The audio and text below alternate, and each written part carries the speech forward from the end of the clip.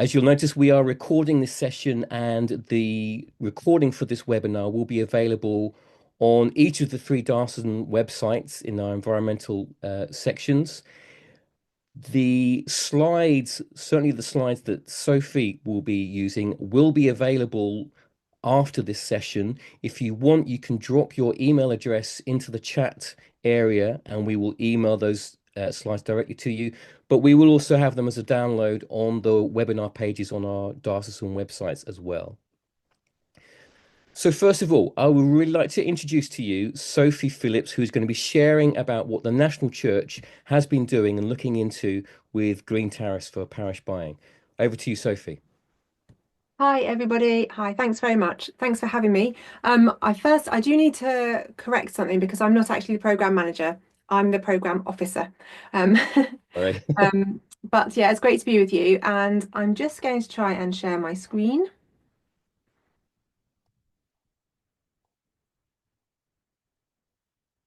Okay. So hopefully that's worked. Can you give me a thumbs up if it's, yep, great, thank you. So I might be looking down here because that's where my other screen is at the moment.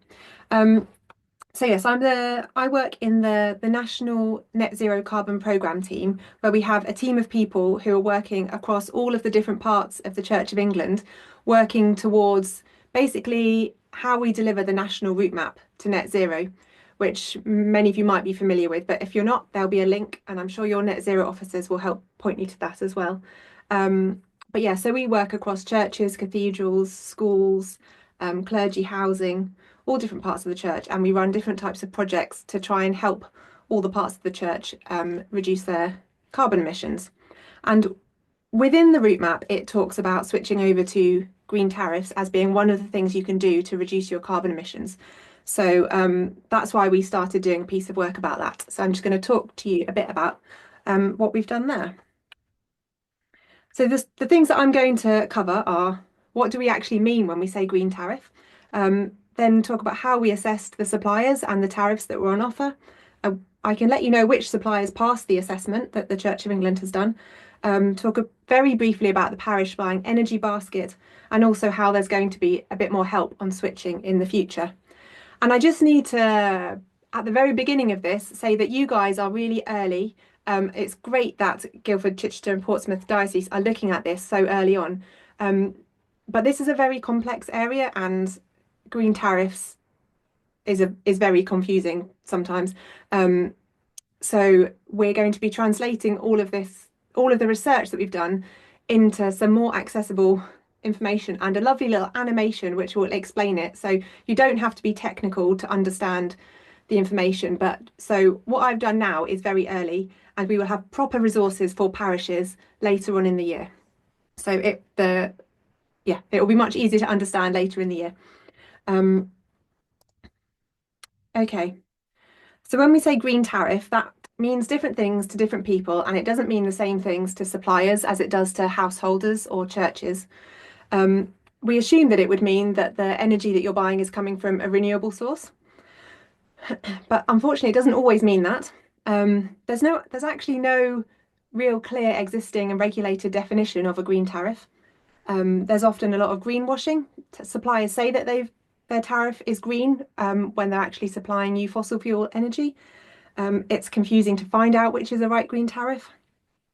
And there's also the difference between whether the supplier is offering you a green tariff and whether that is an ethical supplier. So non-ethical suppliers can offer you renewable energy.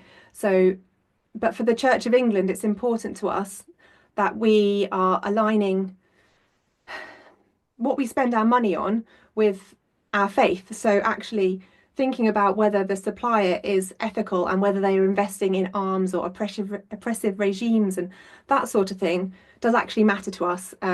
It's aligning with the 5 marks of mission. So that's part of the reason why we also want to think about the actual supplier and not just the tariff that they offer. And as I said, it's mentioned in the national route map. So it says there are actions in there for different parts of the church to use green tariffs. So we needed to provide advice on what we mean and how you can do that. So this all led to us needing a robust definition. And how and a method of assessing all of the tariffs out there so that when parishes are looking for a green tariff, they can be sure that what they're choosing is actually a green tariff. So we started a piece of work to create a Church of England approved green tariff. And we appointed expert consultants to do the work for us, who operate in the energy sector already, because it's too much of a piece of work for us to do ourselves. They did a lot of desk-based research. They looked at which ethical consumer and any Ofgem guidance that had already been produced on it. They also talked to the net zero officers and diocesan environment officers from around the country as well to find out what really matters to people. So we didn't just come up with a definition ourselves in the office in London. We went out and asked lots and lots of different people, what's important to you in a green tariff?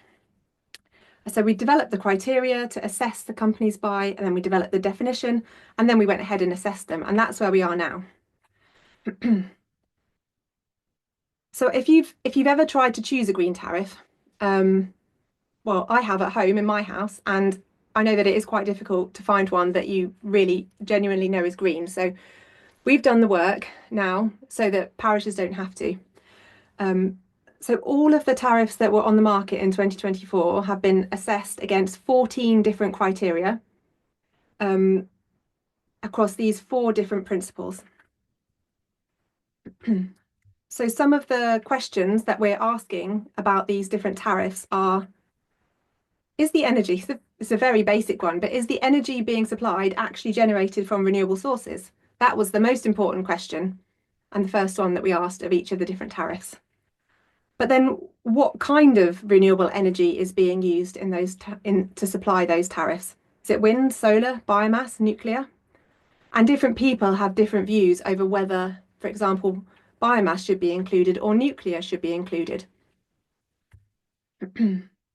Another question is, does that supplier actually build their own renewable energy projects, or do they just buy the energy from other companies that build it?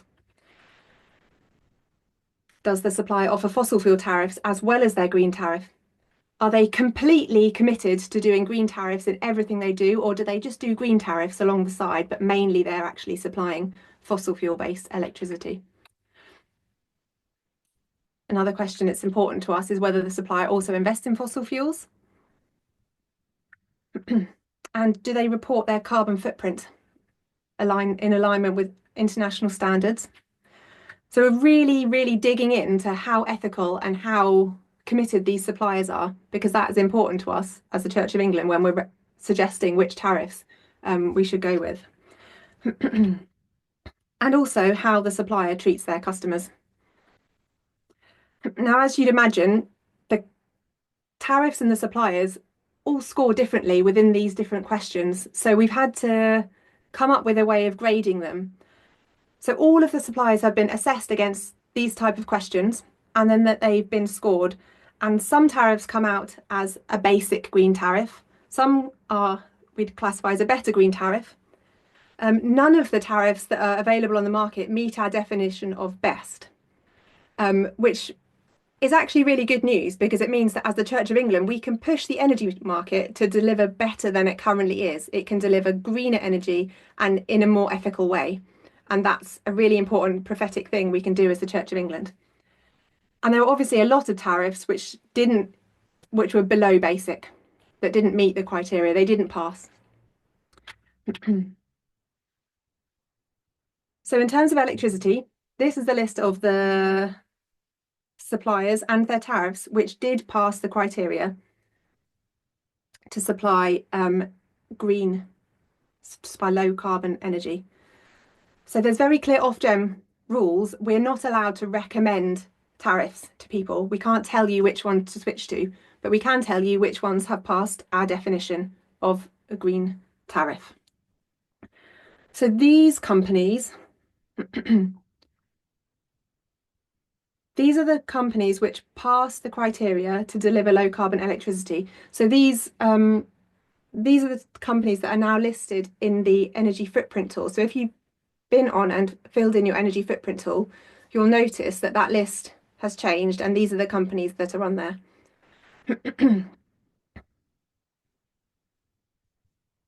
So anything. Okay. And then on there's quite a big change actually in the with gas tariffs because during this piece of work, with the research and the advice that Turner and Townsend have given us, we have made a decision that we need to change our approach to how we consider gas tariffs as green or low carbon. And from now on, the Church of England will only be able to consider it a low carbon gas tariff if it is 100% from biogas. So there are a lot of green tariffs out there, green gas tariffs out there, which are a mixture of biogas and mains gas. But we need to transition away from mains gas. That's the point of this piece of work. So there's actually only one supplier on the market offering a 100% biogas tariff at the moment. So that's very restrictive, and we completely understand that. So actually the advice now for parishes is if you are on gas, if your church does use gas, it's actually advisable to, rather than spending more, excuse me, on purchasing a green gas tariff, you may be better spending your money on energy efficiency measures and reducing the amount of gas that your church uses. So that would be the advice at the moment. Obviously, if you choose to go with this green gas tariff, then that's brilliant as well, if you're able to afford the additional cost. Because it does cost more for a supplier to make a biogas tariff compared to a mains gas tariff. So this has obviously had an impact on the energy footprint tool.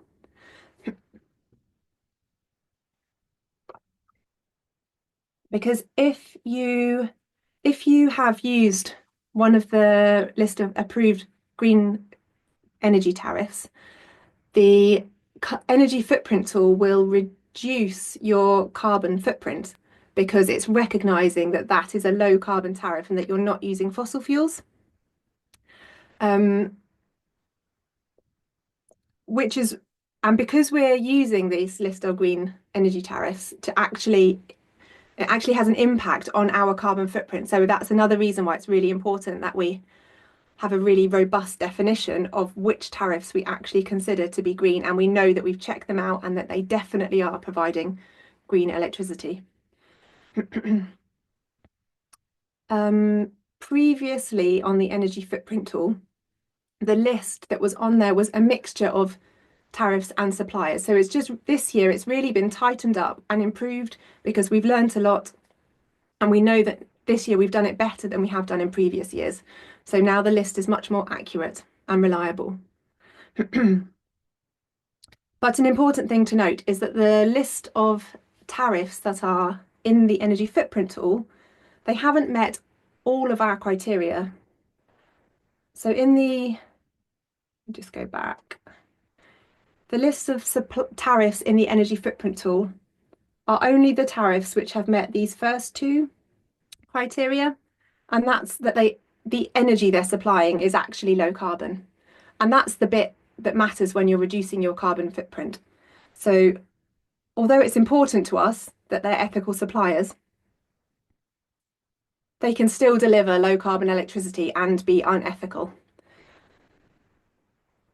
So for the purposes of the energy footprint tool, the list of suppliers is only those that are providing low carbon. So my advice there is, yeah, don't look at that list and think that's the list of suppliers that the Church of England thinks are we should switch to. That's not what that list is for. It's not a list of recommended suppliers. Okay, so some of you might be with the parish buying energy basket as well. The parish buying energy basket is a way of, so parish buying is a different part. It's sort of, I'm probably going to get the language wrong, but it's kind of like the trading arm of the Church of England. It's the bit that goes out and it says, we've got this many churches, goes to suppliers and says, can you offer us a good deal if this many churches switch over? And then they procure something from one supplier and then they can offer it to lots of different churches. And at the moment, they're just in the process of swapping over their energy basket, which parishes are able to join. And we're working, so the net zero programme is working very closely with parish buying so that their new energy basket will align with our definition and be a green tariff. So that's the aim, but they're in the process of procuring that at the moment. We don't know what it will look like. But look out for information from the Church of England and parish buying later this year about the different offers available from them.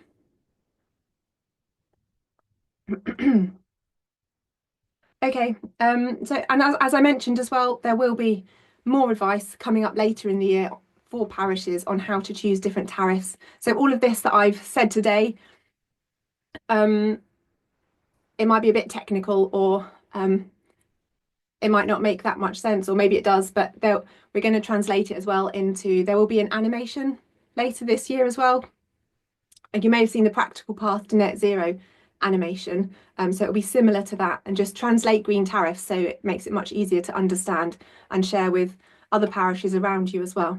And also to share with your congregations and friends and family, because as a general householder, I think this is really exciting that the Church of England will have a list of approved green tariffs, and I think householders all across the country will be interested to know that they don't have to go and choose a tariff themselves. They can find one that somebody else has already checked out. If you are thinking of switching, there is some guidance available on the Ofgem website. So most churches, I think, will class as non-domestic, so you will need a business energy tariff. And most churches are probably quite small, so that is classed as a micro business now. I think it's under 10 employees. And there are also other rules about how much, if you're a small, but if depending on how much energy you use, will also be how you get classed as a customer for an energy company. But there's a link there to some Ofgem advice, and that's definitely the first place to go to get good advice on changing your energy contracts. Okay, and that's the end of the presentation. If you have any questions, I'm sure I've said speak to your net zero officers. I hope these guys, I'm sure they're happy to hear from you if you have questions. There's also this QR code will just take you to our list of useful links for parishes for information on the net zero programme. I know that the Church of England website is like a rabbit hole. You can get lost in there looking for information. So this is just sort of our top favourite links. So if you scan that QR code or follow that link, you'll find those useful links. Okay. Thank you so much, Sophie. I really appreciate your time and sharing all of this and that you're sharing this ahead of this actually becoming a an official, Church of England document ready for distribution. So thank you for your time with us. There are a few questions coming through there, and I'll save them until after we've spoken with Sandy as well, and we'll come back to you, Sophie. Hopefully, you'll be able to answer some of the questions. I think maybe one or two of them might have been answered towards the end of your presentation. But thank you very much. So if you do have any questions for Sophie, please do drop them into the chat box there. We will try and collate them together towards the end of the session, and we'll come back to Sophie. And after we've spoken with Sandy as well, if you have questions for him, then we'll have a little panel together at the end just to go through some of those. So I want to introduce to you now Sandy Matthews. Sandy is, I believe are you the ops manager? I wasn't quite sure of your title, Sandy, but I think you're the ops manager for St. Peter's Church in Brighton. Well, I'm trying to find you on my grid. Hello. Oh, there you are. Hello. Hi, Sandy. There we go. There we go. Hi. Over to you, Sandy. Oh, hi everyone. Yeah. Oh, thanks. Thanks, Martin and Steve and the team for inviting me to come and share. I mean, first of all, I will say, I'm no expert. I care about the environment. I've been leading on some of our environment sustainability initiatives, but I've certainly reached out to people who are certainly, if not experts, know a lot more than I do. So that would be my first piece of advice. Find people who really know their stuff, people like Sophie and your officers and go to them because they can really help you. But for us at St. Peter's, yeah, I suppose we've used the Eco Church framework, which has guided our journey, which I'm sure many of you will be familiar with that. And for us, that looked like when it comes to sort of green tariffs, I suppose, it helped us to identify pretty early on where we could reduce our carbon output most significant, really. And so we had a long-standing energy tariff, I think British Gas for a while, and that was all throughout COVID, and we fixed in for a long deal, and that was coming to an end. So that'd probably be the first thing to do is find out when your current tariff is coming to an end, so you can plan ahead, because making a decision on your contract often won't rely solely on you. It'll rely on certainly your PCC treasurer, perhaps your vicar if they're brought in, or perhaps you've got authority to move on these things. But identifying early, I think, is probably one of the first things that we did, and I'd recommend. So and what's particularly helpful is, as Sophie's explained, there will now be all these tools and resources to help you as well. So if you know your contract's coming to an end in whatever the summer next year, some point, you can early on identify where you might go next, because at the end of the day, we've got to make these calls, but they're going to cost money. And so I think, broadly speaking, bio tariffs or green tariffs cost quite a bit more than most fossil fuels. But obviously, the plan is for those to be brought down if everybody's bought into them, and making use of those tariffs. The idea is that the supplier can provide them for cheaper, but from the outset, you might imagine they'd be more expensive, and therefore you're making a bit of a jump in what you're currently budgeting. So that's what we did. Essentially, we identified where we're going to make the most savings, identified when our tariffs are coming up, and then we could put some research in. And then going back to my point about the experts, we used a broker. I actually used our finance manager. We're lucky to have somebody who's excellent at that, and I essentially said to them, look, could you speak with our brokers? We use somebody called Black Sheep, which there's I think there's quite a few out there, but we just had a good experience with them previously. And he did some of the legwork. So he approached them, and they provided a number of tariffs, and he was able to make comparisons essentially. And I think we were looking at 1, 2, and 3 year. I think the 3 year slightly more expensive overall, but seemed to provide better value for money. And if you've ever taken, maybe not advice, but if you've ever looked at the Martin Lewis money saving expert, he always says, if we had a crystal ball, then we'd be able to predict what the future is. So we went for the sort of the longest, I suppose, just to kind of help us plan long term in terms of our tariffs. But yeah, essentially it was doing research. We're fortunate enough that we sort of partner in Brighton with a few other churches, and so Brian, our finance manager, was able to do some cost comparisons on some of the tariffs that were presented to us when we were looking at our options, and that just helped us to get a steer of whether it was in the right ballpark, because these figures can come back and you've got no idea if it's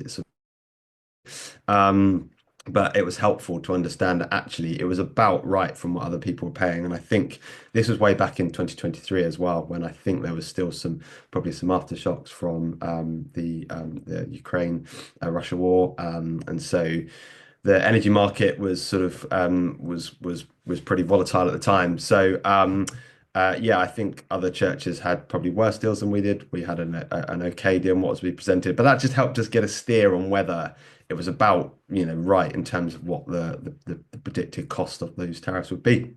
And we went with, I think it was British Gas at the time. I know they're not on the list, and actually it's really helpful to see those lists. But they are a green tariff, which means I think it's a mix of renewables and nuclear. And actually, I was just doing some research a few days ago on them, and just to see what they present. And it's always changing, it's always evolving. I think at the time in 2023, it was a big. I think you could only get this green nuclear sort of mixed tariff, whereas now I think you can get a fully renewable tariff from them, from what I could see, limited research. But yeah, it's changing constantly. So we've gone with them, and they issue a carbon free certificate. So we believe and understand. Again, it'd be good to see how they did on the assessment. I'm not sure, knowing they're obviously a big fossil fuel supplier as well. That's obviously where they fell down. And then on our gas, we went with a company called Crown Gas and Power, which I think had been around for a good number of years, and they offered again a blend. So they did actually at the time, I think they still do. It's interesting to see they're not on that list at 100% biogas tariff, green gas tariff. So, but we couldn't afford that essentially, so we decided to go for the 50% with that long-term view of going for. I think as we work up through certainly again our eco church framework, we're bronze at the moment, going for silver and then gold, having that long-term view of working towards 100% green gas. I mean, a bit about our building, perhaps I should have started there. We're a large church in the centre of Brighton with, and it is large. I can't remember the footprint off the top of my head, but in terms of things like insulation, very difficult because we have underfloor heating. We have radiators as well on the walls. So the underfloor heating is a wet system, so that supplies. And we've got two large boilers down in our basement, and all of our heat essentially just goes straight up, really. So it's good when you're sort of in the space using it. Heat loss is a big factor as well. So as soon as our doors open, heat goes straight away. But actually, we've just literally this week had a glass door installed on our inner doors as well. So that's going to make a big difference of just sort of holding any heat that we have in. Heating up the space isn't too difficult. It's just retaining, I suppose. So yeah, we've got these sort of two large gas boilers and a boiler in our hall as well. So we're probably pretty thirsty as well. But we also know that those boilers, the end of life is 2028, 2029. So again, starting early, we're starting to think about what we might do when they come to end of life and how to replace them, what we replace them with, perhaps transitioning to air source heat pumps or perhaps still relying on a small amount of gas boilers, and therefore hopefully getting 100% green tariff at the time. But we'll cross that bridge when we come to it. I think that's probably told you a bit of a story of where we are at and the journey we've been on. Matt, anything that hopefully help explain? I think, well, let's ask out, and if anyone has any questions that we can give to Sandy directly now. Also, we're collecting up some questions that we'll bring to Sophie in a short while. But if anyone wants to ask Sandy a question directly, why not use the hand raised emoji on your thing, and I'll come to you. If there's anything specifically you want to find out about from Sandy's process and journey. I've got a question here already from Jules, Sandy. So how much time did you invest in doing all of this research for transitioning Yeah, to? it's a good question. I couldn't say exactly, but I mean, I say it was back in 2023, and so when we knew that our tariff was up for renewal, they're about 3 months apart. Actually, they're slightly staggered. And so it's probably the start of the year, March again, we identified, and then it was probably over about 2 weeks, I think, when the sort of the brokering happened, the tendering process, I suppose, that happened with our brokers. So a couple of weeks, and that's where our finance manager got the spreadsheet out, got the calculator out, and started to crunch the numbers and come up with the best option really for us. Fantastic. Steve, you had a question there. Yeah, Sandy, I'm really interested in this sort of discussion that you presumably had with Mm, your wider church leadership team about actually going for an option which is more expensive, but mm, doing it for, yeah, for Christian ethics and principles reasons. yeah, Could you just, because I mean, for me, that's really interesting. Are we willing to pay more yeah. to honor God? And how do we have that discussion, both with the leadership team and also with the congregation who are ultimately giving the money? That's right. Yeah, that's a really good point, actually, Stephen. I didn't sort of draw upon that too much, but essentially, I think at the outset, identifying where you're aiming to go helps create that buy-in. So when you are having to come up with decisions of this is going to cost us more, if you've already committed to, but this is where we're going, we want to become, Eco Church Gold, or we're part of the net zero carbon program as the Church of England, which presumably all churches are sort of automatically part of that, whether you've made maybe a declaration or not, because we knew that was the trajectory. When it came to decision making like that, it was it was, yes, it was helpful to weigh up and be being good stewards of the resources, and as you say, the money that people have been given. But it did help us steer us to say, yes, this is going to cost us a little bit more than going down the fossil fuel route, but it felt right, I suppose. And in terms of the journey, I guess in my situation, I have a reasonable amount of autonomy in terms of the budgets that we present. So we would present our budget to what we have a finance committee, which have a devolved power from a PCC, because our PCC is very large and we wouldn't get anything done if we looked at the finances that closely in PCC. So essentially, when we presented the budgets, we are given sort of autonomy to say, actually, we feel this is right. And that's probably part of a governance structure that we have where, again, they're definitely not hands off, but they're trusting that actually we're making the operational decisions on the ground, if that makes sense, of things like what supplier we use, what tariff we use. But then we have this, I suppose, umbrella of protection, if you like, I suppose, of saying, well, this is what we've committed to. I mean, yeah, I suppose from a personal point of view, it was a bit of a leap of faith and a discussion amongst our team and say, oh, does it feel like the right thing to do? Can we afford it? It's a bit more expensive, but if this is the trajectory we're on, then yeah, we need to commit to it and make that call. But I realize other people won't perhaps have so much freedom. They might have to include, when budgets are particularly tight. And don't get me wrong, we do have tight budgets, and we've had to make a lot of cutbacks over the last few years. But in terms of your priorities, it just helps you to know where you're heading, and therefore, if you have to justify or explain a decision why you're paying a bit more for this, I think it helps knowing what you've committed to, what you're signed up to. Does that make sense? Yeah. Great. Thank you. Just a quick question as well, Sandy. I'm not going to ask you for actual figures here, but using the energy footprint tool over the last couple of years since making the change to this new tariff, have you noticed the effect, the impact that this tariff has had on your footprint? That's a very good question. I don't know. I wish I'd looked at that. Yeah, I I don't. could have warned you. Would it have been? I suppose probably not yet, because it was probably the last I think September 2023 it kicked in. So you would have only had one full year, 2024 last year. Therefore, I don't think we can probably compare results at this point. Okay. But I suppose, yeah, full year 24 to 23, there'd be a comparison.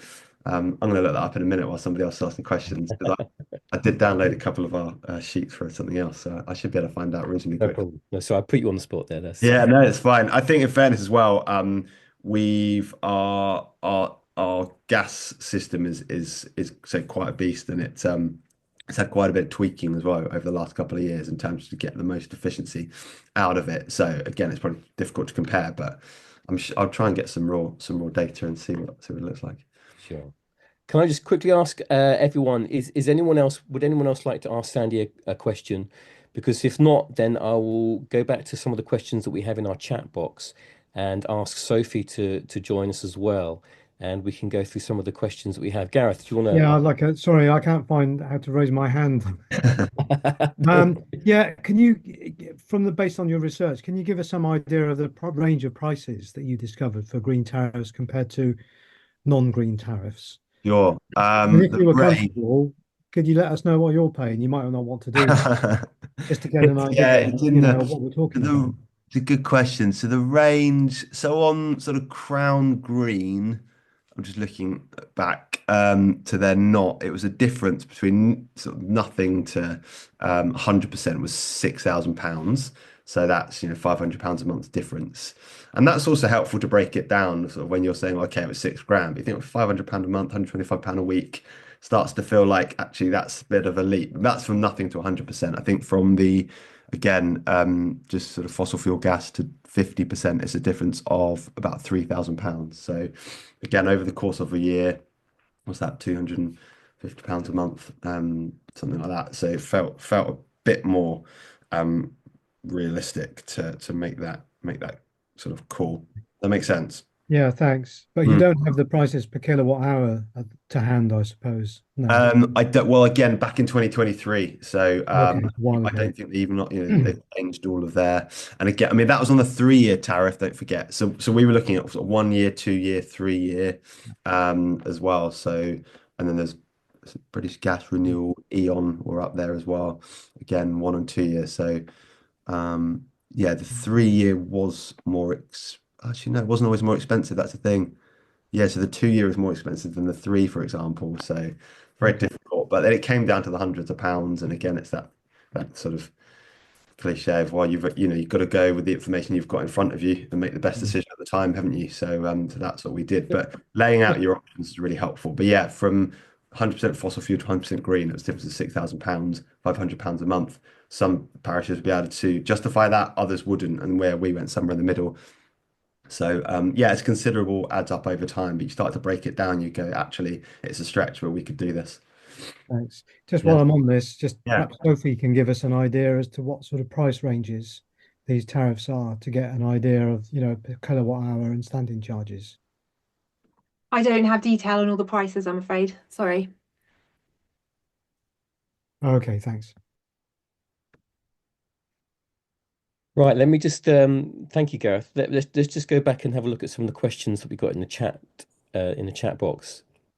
I'm going to start with Helen from Epsom, who's asking about they've just been tied into a not so green tariff for the next 5 years, and she's interested to know whether if they lose 1,500 by switching or to save that 1,500 for new boilers, is it worth um, paying the extra to get out of this current tariff? I imagine that's what's going on, so they can get to a green tariff, or stay on the not quite so green tariff, get a new boiler, um, and does one justify the other? I hope I've asked your question correctly there, Helen. I think that's a very difficult question, and only each PCC will have their own circumstances and will for themselves based on the finances they have available and how important it is to them. If the £1,500 is an exit fee, we'll just be hit with this £1,500 cost. That's obviously that's a big cost. If it's that the green tariff is going to cost £1,500 more, I don't know whether you've already explored different types of other green tariffs. As Sandy said, going for maybe not the most green, maybe not the top greenest tariff, but coming back a little bit. But I'm afraid I can't give you the answer to that because I think you have to answer it for yourself. I guess that kind of using the principles that you use to define a green tariff, that's something that's a process that each parish, I guess, has to go through themselves to understand what is a priority for them. Where do they sit in that kind of scale? I want to answer the question about why is total energy and parish buying not on this list? Yes, go for it. Yes, because I realised that I made a mistake, and whoever puts this presentation up on, I'm going to have to ask you to put some words on the screen to just say that I said something wrong. So I'm just going to screen share again and explain myself. I'm very sorry about that. I'm going to right, not that one.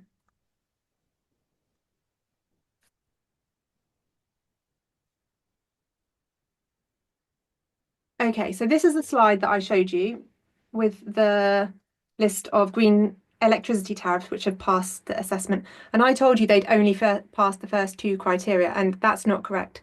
These are the only suppliers that have passed all four criteria. So the reason that Total Parish Buying is not on here is unfortunately that supplier has not passed the ethical supplier criteria because Total Energies is a fossil fuel company.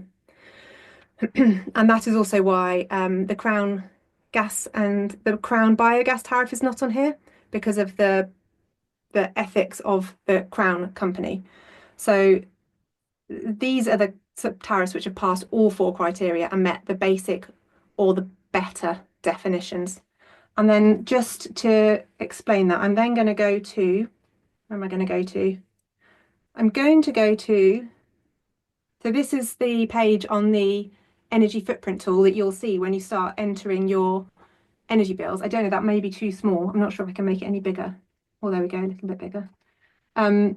So you'll see that parish buying is on here because the energy, so Total Energies is the company that is supplying the energy for the parish buying energy basket at the moment. And all of their energy is coming from Nordic wind farms. So it is low carbon energy. So that's why it is on this list. And if you tick it, it will reduce your carbon footprint that has been calculated by the energy footprint tool. And you'll also see that I think Crown is on here as well for the gas. If you hover over this, there's a bit more information about what we did. And if you want to find even more guidance, you can go to this page on the Church of England's website, which is all about the energy footprint tool. You'll find a video from someone you probably recognise. And if you scroll down to the frequently asked questions, there's one which is, which green energy providers count for the EFT purpose? Open that, click on the link, and here you can see the list of suppliers that have passed the first two principles to provide low carbon energy, and you'll see parish buying is on there, and the Crown Gas and Power is on there. And there's a bit more explanation in there as well about what's happened if you want to find more information. So hopefully that has answered that question. I'm sorry that I gave you the wrong information the first time round. No problem. Thanks. I think that's really helpful, Sophie. Thank you. I've got a question here from Jules, and actually, I'm interested in this as well. What is biogas? Can you give a definition of what that is? Oh my gosh. And if anyone else knows the answer, Biomethane? If somebody's more technical, I am not the technical person to answer this question. It's energy generated from green source, so maybe green gas mills. Yeah, I think it's from non-fossil fuels. Yeah. So obviously, it still has to be sort of the methane based. So you can produce it from sewage, you can produce it from breakdown of organic matter, but it's basically sourced from not being taken from the ground from those traditional fossil fuel sources. I'm just going to put a link in the chat. I hope that's answered your question there, Jules. Thank you. Anaerobic respiration, isn't it? Yeah. Thank you.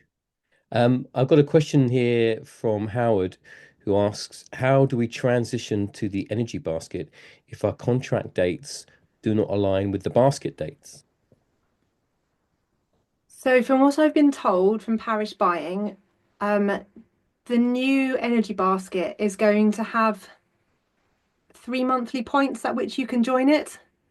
So I think previously there was only like sort of 1 point where you could join it. And that's because everyone has to join it so that parish buying know how much energy they need to procure from a supplier. But they're going to do it in 3-month periods going forwards, because there's now more flexibility in the energy market. Okay, that's good. Does that help? Howard, I hope that helps. That sounds like a really sensible change, doesn't it? Chris Parker is asking, fairly recently there was a trend of some energy suppliers going out of business and their customers transferred to other suppliers and/or tariffs. What is the current view on the likelihood of that happening again and frustrating all our green plans? Crystal ball not available, we know that. I guess I feel fairly confident because the suppliers that have passed the assessment criteria are companies like Ecotricity and Good Energy, who have been around for decades. Octopus is also a very big and well-established company and has bought out a lot of other smaller companies. They bought out Bulb. So I feel fairly confident that it's not like we've now got 50 different green companies for you to choose from and you can be worried about them. There's a very small amount of companies that have passed the assessment if that's the ones you choose to use. But obviously we can't guarantee. But the energy market protects people when a supplier goes bust anyway. Great. There's a lot of support in the chat for Octopus, and obviously, yeah, we're not going to be promoting any particular supplier. But Helen was asking, how have you found working with Octopus? She's heard that they can be a bit tricky. I've not had that experience myself as a domestic user with Octopus. But how have you found working with Octopus? Is there somebody? So I haven't. My personal supplies with Octopus, and I really like them. But I don't know if any other churches here have worked with Octopus as a customer. Was there somebody who said that they've used Octopus for their church? Yes, and Antonio, I think, and John. And John, yeah. No. Did you want to answer that question about how they are to work with for the other person who's asked? Yeah, if you want to Yeah, share your they're experiences. they're a great company. They're one of the best companies in this country for any sector. I mean, I wouldn't use anybody else. That's, I use them personally. I recommended them to the church, as I've put Martin Lewis and Which recommend them. They're just, the only other company I have categorically supported in anything over the years is the Carphone Warehouse, and they have clearly gone through their life cycle, and they are not what they were. But they used to be a brilliant company, and Octopus is in that section. They're just customer service, the friendliness, the way they communicate. They are not like other companies. They're just really user friendly.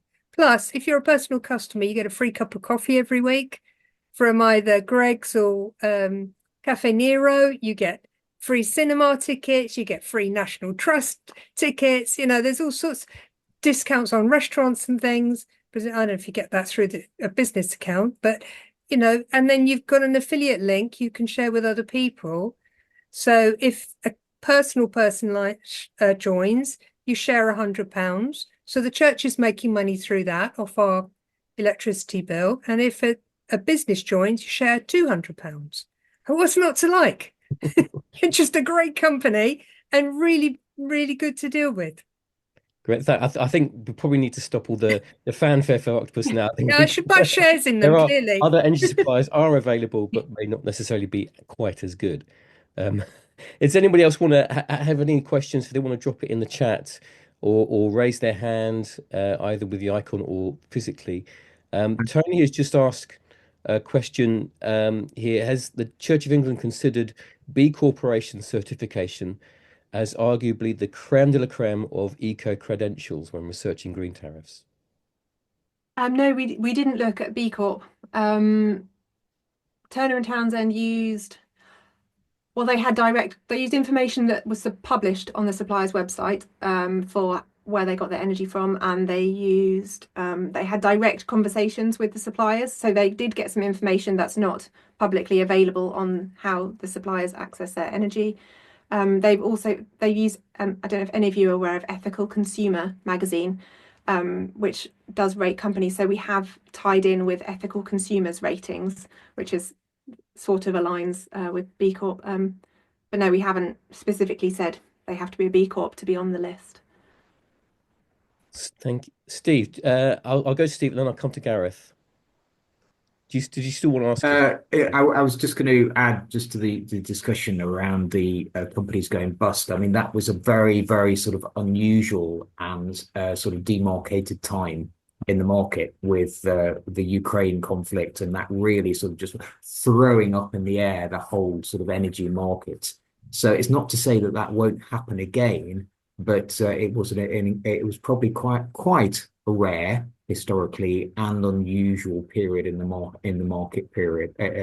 And any company that's sort of worth its salt will have sort of learnt from that and sort of built in resilience to the way that they're managing themselves. So it's not to say it won't happen again, but I think it's a lot less likely now. That's cool. Before I go to Gareth, I just want to ask a quick question, Sophie. The principles and the credentials that you were using, the questions that you were asking of each organization that you were researching, have you compared those questions and principles with other denominations or Christian organizations that are involved in a similar kind of research of ethical or sustainable or green tariffs? Have you been able to compare them with what other people are doing, and how do they stand up against those other organizations? So nobody else is doing this. Okay. This is there isn't, like I said, there isn't a robust methodology for assessing tariffs and telling people whether they're green and rating green tariffs. This is the first time it's been done, and it's the Church of England that has done the piece of work, which is we should all be really proud of this. But we are publishing. We will be publishing the report, and we will be sharing it with anybody who wants to read it.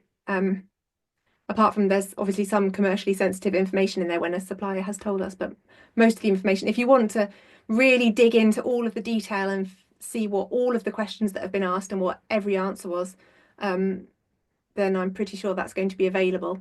But there will be obviously much more simple. And so yes, we will share it, and nobody's done it before. Thank you. Thank you. Gareth. Just first to say thanks to Sophie and to Sandy. I found this really useful on the topic I've wanted to find out more about for a long time. This might be a bit of a silly question, but can you confirm, Sophie, that if a church purchases electricity or gas from one of the suppliers or the tariffs that you recommend, that the emissions will actually be zero in the energy footprint tool? Is there any residual emissions, for example, or will it be zero? This is a technical question that relates to how the carbon emissions are calculated using locations-based method or market-based method. So I will speak to our data person and I will get the answer in writing for you, and so you can share that afterwards. But yes, it will. I don't know whether it will go to zero or there'll be some residual. It depends on the calculation, but we'll get the answer in writing for you. No, that will be useful, because if we're recommending that churches, switch to a tariff, they might ask, well, does that mean we're zero now then? The net zero target. Thanks. Can I just comment on that? Just because, again, I think Sophie's answer will be key, but I wouldn't, just for people to sort of think about this in terms of sort of the logic of it. I listened to a podcast on this a while ago. I can't remember when it was. But when you think about the distribution mechanisms, we've got pylons, wires, other things as well, which actually are generating some embodied carbon. So whilst I hope and I imagine the source of electricity, carbon, will be reduced, there will be, I'm pretty sure there will be something residual in there, and it'd be very, very difficult to calculate. Yeah. I think the bit that you're talking about, Steve, would come under. So when you're calculating a carbon footprint, you look at the actual emissions from the what's been burned to generate the electricity, and then there's something called the transmission and distribution emissions, and also something called the well to tank emissions, which is and those are all, you can see why we need to make something more simple to explain it to people, because it's you could go off for ages talking about it, but it's complicated. Well, look, thank you. Thank you, everyone, for getting involved in our webinar today. Thank you so much to Sophie and to Sandy for sharing your experiences and your research. I don't know if we've got a few minutes left, but if either of you just want to add in one final word, one final recommendation or encouragement, then feel free to do that. I mean, I would say, what my dad's saying is a common one, isn't it? Problem shared is a problem halved. So, reach out to those in your PCC, those around you. Don't sort of take it on by yourself. Get the experts involved. Perhaps you don't have a finance manager, but you might have an accountant or someone. So yeah, that'd be my main tip. I also wonder if there's you can go outside of if you can't find someone in your congregation to help you, maybe go out into the community. Is there a young person or someone who wants to help you look at the options and switch supplier?